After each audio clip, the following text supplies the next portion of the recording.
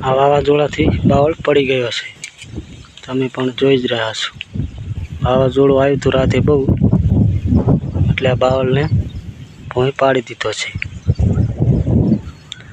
ઝાડને પણ એકદમ પાડી દીધી છે।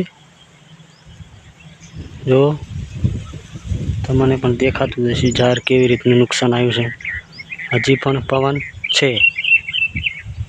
આ બાવળને